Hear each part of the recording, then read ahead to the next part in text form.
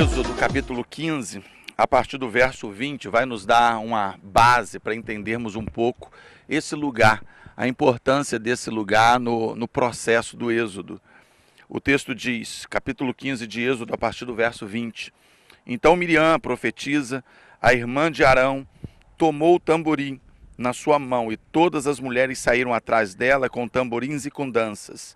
E Miriam lhe respondia: cantai ao Senhor, porque se exaltou e lançou ao mar o cavalo e o seu cavaleiro.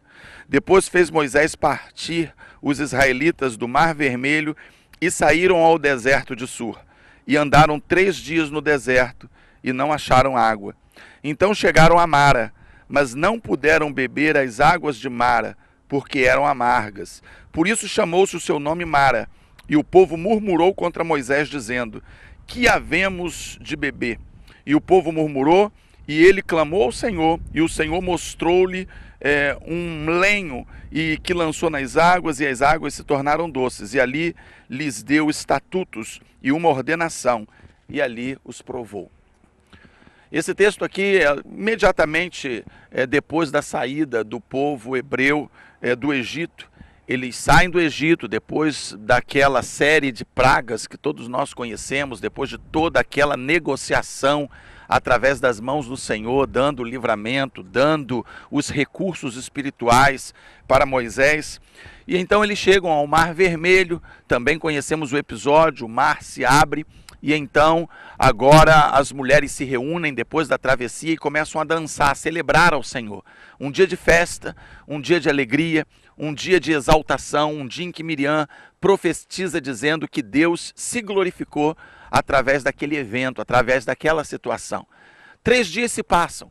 O povo está 3 dias agora no deserto. Nós não sei se temos como visualizar, como sentir, como perceber isso, porque nós levamos cerca de meia hora ali da travessia do mar até aqui, num ônibus bom, com ar-condicionado, com água à vontade a bordo, mas talvez dê para ter uma ideia, uma noção que seja do que seria 3 dias num deserto como esse, no meio do nada, sem referência. Nós temos pelo menos uma estrada como referência, nós temos guias falando, ou pelo menos tentando falar a nossa língua, nós temos aqui toda a estrutura, mas na época eles não tinham referência, não conheciam caminho, não sabiam de nada, simplesmente estavam soltos no meio desse deserto. E 3 dias depois, sem água e sem estrutura alguma, eles estão à procura de água, e aqui eles encontram, e aqui eles bebem, depois do povo ter murmurado, porque encontram a água é amarga, e Deus dá uma estratégia de jogar alguma espécie de planta na água.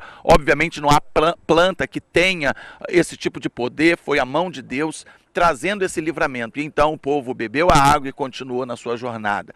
Esse lugar, ou nesse lugar, as águas eram amargas, e através dessa estratégia dada por Deus, as águas se tornaram potáveis. Eles puderam beber e saciar a sua necessidade, uma necessidade real. Eles não estavam murmurando porque não conseguiram comprar o carro do ano que eles tinham desejo. Eles não estavam murmurando porque não conseguiram comprar o tênis de marca que viram na vitrine na semana passada. Eles não estavam murmurando porque o seu namoro de adolescente não deu certo. Eles não estavam murmurando porque a carne do churrasco estava dura. Eles não estavam murmurando porque o refrigerante estava sem gelo, ou porque não tinha Coca-Cola Diet. Eles estavam murmurando porque tinham sede. E se a água não chegasse, eles iriam morrer. 3 dias sem água. O que nós podemos aprender nesse lugar aqui, onde tudo aconteceu, onde tudo se deu? A primeira aplicação que eu tiro para a nossa vida hoje é que a vida alterna momentos bons, momentos de festa, de alegria, com momentos ruins. E nós, como cristãos, precisamos ter sensatez, precisamos ter fé o suficiente para vivermos com dignidade, tanto nos momentos de alegria como nos momentos de dor. Miriam acabara de celebrar, ela acabou de dançar junto com as mulheres, junto com o povo, dizendo: Deus, Ele providenciou, Ele levantou um livramento poderoso, tremendo. Mas 3 dias depois, onde estava Miriam? Cadê o tamborim? Por que não se tocou para proclamar a Deus, para louvar ao Senhor, mesmo no momento de sede, mesmo no momento de luta? Onde estavam as mulheres? Onde estavam os tamborins? Queridos, é fácil glorificar a Deus depois do mar se abrir e atravessar para o lado de lá. Eu queria saber onde é que estava Miriam antes do mar se abrir. Provavelmente estava murmurando junto com o povo no ouvido de Moisés. Eu queria saber onde é que estava Miriam agora, onde depois de 3 dias caminhando, chegar num poço onde as águas são amargas. E nós, algumas vezes, por que não dizer, a maioria das vezes, nos comportamos exatamente assim. A Bíblia não nos promete só momentos bons, de alegria. Esse evangelho triunfalista que muitos de nós temos ouvido pregar todos os dias, ele não é um evangelho bíblico, porque a Bíblia nos mostra momentos bons sendo alternados com momentos de lutas e dificuldades. E a nossa dignidade, a força da nossa fé, a autenticidade do nosso cristianismo pode ser verificada exatamente nesses momentos de luta, nesses momentos de angústia. Então eles foram provados aqui.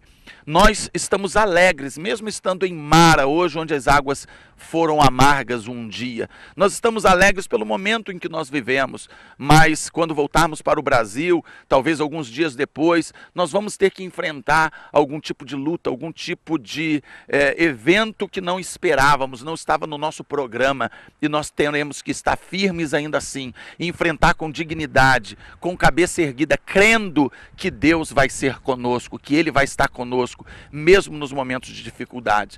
A segunda aplicação que eu tiro desse texto é que nós precisamos nos adestrar a confiar na provisão de Deus. Eles haviam saído do Egito. No Egito eles eram escravos, sim. Tinham que trabalhar pelo pão, sim. Eles tinham que ter uma vida abaixo do que eles desejavam ou almejavam como povo de Deus, sim. Mas lá eles tinham pão. Lá eles tinham água, eles comiam o seu pão através de uma vida dura, de dureza, é verdade, mas tinham o que comer, tinham o que beber. Mas agora eles estavam no meio do deserto, dependendo unicamente de Deus. O que Deus queria ensinar a esse povo? Deus queria ensinar para eles que agora não havia faraó para dar comida para eles, que agora não havia uma estrutura, uma sociedade já estruturada para bancá-los, na qual eles pudessem se refugiar. Agora eles estavam no deserto e tudo que eles tinham era as mãos de Deus, tudo que eles tinham era a provisão de Deus, e nós, como povo de Deus, precisamos ter essa confiança também. Temos que ter a confiança de que nós vamos estar confiando no Senhor, aconteça o que acontecer. Nós precisamos ter a confiança de que em qualquer momento das nossas vidas nós vamos estar nas mãos do Todo-Poderoso, que nós vamos confiar nele, aconteça o que acontecer e custe o que custar. E a terceira aplicação que eu gostaria de trazer para nós aqui é que quando nós estamos no centro da vontade de Deus, estamos sendo guiados pela direção de Deus, não haverá desertos que serão para nós insuportáveis. Enquanto estivermos nos caminhos de Deus, sempre teremos as provisões de Deus. Se você está fazendo a obra de Deus, está na direção de Deus, nunca faltará para você a provisão de Deus, os recursos de Deus. Às vezes, dentro da nossa ótica, esses recursos podem tardar. Dentro da nossa ótica, pode demorar um pouco. Mas nós vamos ter a provisão de Deus, porque Ele é fiel. E se estivermos debaixo da sua vontade, Ele vai nos cobrir, Ele vai nos suprir. Nós gostaria de, nesse momento, assim, concluir essa palavra, trazendo algumas aplicações também, só para que nós pudéssemos refletir nesse resto de caminhada do dia de hoje, você que está nos assistindo, o restante de final de semana, da semana, enfim, para que nós possamos refletir. Nós, vez por outra, aliás, quase que por tradição, nós levantamos mensagens em cima de textos do Êxodo, acentuando a murmuração do povo de Israel. Eles murmuravam porque atravessaram um deserto e não tinha água que eles precisavam, não tinha comida que eles precisavam, e nós apontamos para a murmuração deles. Mas na maioria das vezes nós murmuramos por casos ou situações muito menos graves. Ou seja, é fácil nós olharmos para o outro e fazermos um julgamento precipitado, quando na verdade nós deveríamos olhar para as nossas próprias murmurações. A caravana desse ano está assim bastante tranquila, mas todos nós já ouvimos falar de caravanas que nesse trecho de deserto murmura por uma série de coisas dentro de um ônibus com ar-condicionado. Todas as necessidades supridas, pelo menos as básicas. Às vezes nós temos aquilo que nos basta. O apóstolo Paulo disse que se ele tivesse com o que se vestir, o que comer, ele deveria estar alegre com isso, e nós também. E nós às vezes murmuramos, lamentamos, por coisas que nós nem precisamos. Vamos começar a observar sobre isso. Às vezes a gente fala assim, estou passando um deserto na minha vida. Será que de fato nós passamos deserto? O que é passar um deserto? Olha para essa imensidão de terra, de nada. O que é atravessar um deserto? Qual foi o deserto que você de fato atravessou na sua vida? Deserto, o deserto que você já atravessou, atravessa, se compara com 40 anos perdido num lugar como esse? Será que tem como se comparar a isso? Será que de fato temos desertos na nossa vida? Ou temos exagerado pelo menos um pouquinho quando as lutas vêm, não é? Meia hora de onde nós atravessamos o mar até aqui. E já foi uma longa caminhada. Imagina 3 dias sem água, sem provisão, sem coisa alguma. Não há desertos que não, na vida de um cristão que não tenha propósito. Deus tinha um propósito quando trouxe aquele povo para cá. Deus tem um propósito nos supostos desertos da sua vida. Deus tem propósito em toda dificuldade que nós passamos. Quando nós estamos no caminho do Senhor, nunca haverá supostos desertos que sejam maiores do que as nossas forças. Amém? Vamos estar felizes por tudo que o Senhor tem nos dado, tem nos proporcionado, ainda que dentro da nossa visão pareçam desertos. Que Deus nos abençoe.